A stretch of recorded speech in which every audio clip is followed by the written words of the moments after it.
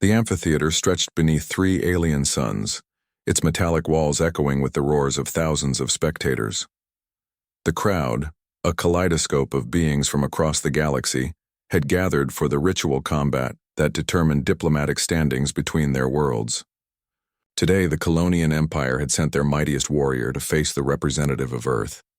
Jess stood alone in the center of the vast arena, her simple Earth-made boots scraping against the iridescent sand.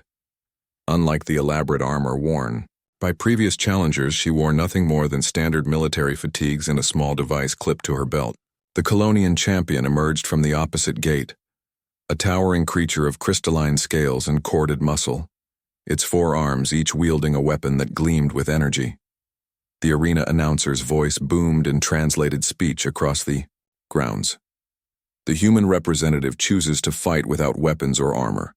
The champion Drock awaits her response to begin the combat. Jess raised her hand, gesturing not for weapons, but for a moment of pause. She had spent months preparing for this moment, learning not just combat techniques but the deep cultural significance of the arena to the Colonian people.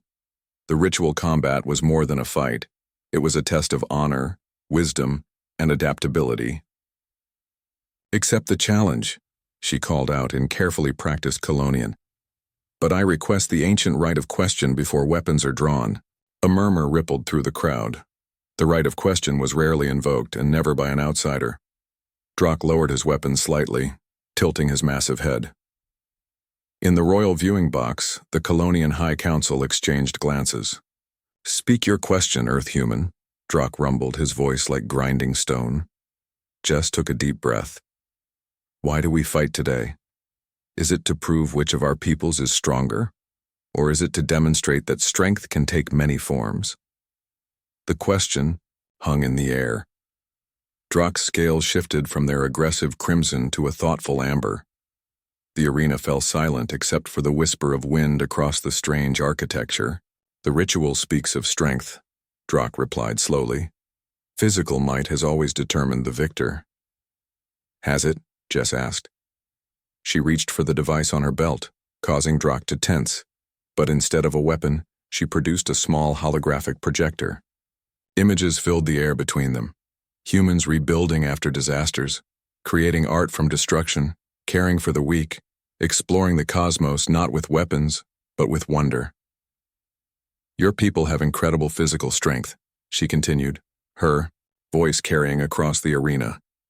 "But humans learned long ago that true strength lies not in the ability to destroy, but in the wisdom to choose when not to." She gestured to Drock's weapons. "You could defeat me in seconds, everyone here knows this, but would that victory bring honor? Would it create understanding between our peoples? Or would it simply prove that big creatures with sharp weapons can defeat smaller ones without them?" The crowd was absolutely silent now. Even the wind seemed to hold its breath. Drock stood motionless for a long moment. His scales shifted through a complex pattern of colors that the translator couldn't interpret, but which his people understood perfectly. Finally, he knelt, placing all 4 weapons on the ground. "The human speaks wisdom," he announced. "I withdraw from combat." The true test was not of strength but of understanding.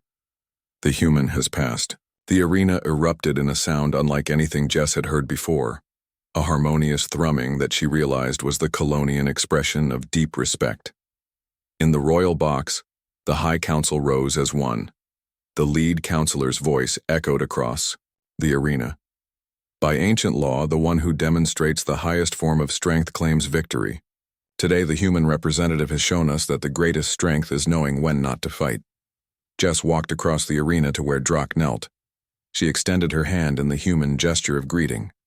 After a moment, the massive champion touched his primary hand to hers, a gesture of peace recognized across the galaxy. As they walked together from the arena, the crowd's respectful thrumming intensified.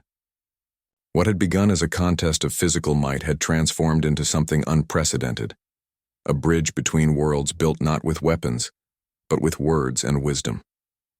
Later, as Jess boarded the transport back to Earth, she received a message from the Colonian High Council. Starting next season, the arena combats would include a new category, Trials of Wisdom. Physical combat would remain, but alongside it would be celebrations of diplomacy, philosophy, and cross-cultural understanding. The girl who had walked into the arena alone emerged not just unharmed, but as an architect of change. In choosing not to fight, she had won a victory that would echo across the galaxy for generations to come, and in the records of both Earth and Colonus, her name would be remembered not as a warrior, but as the human who taught giants that true strength flows from knowing when to lower your weapons and extend your hand instead.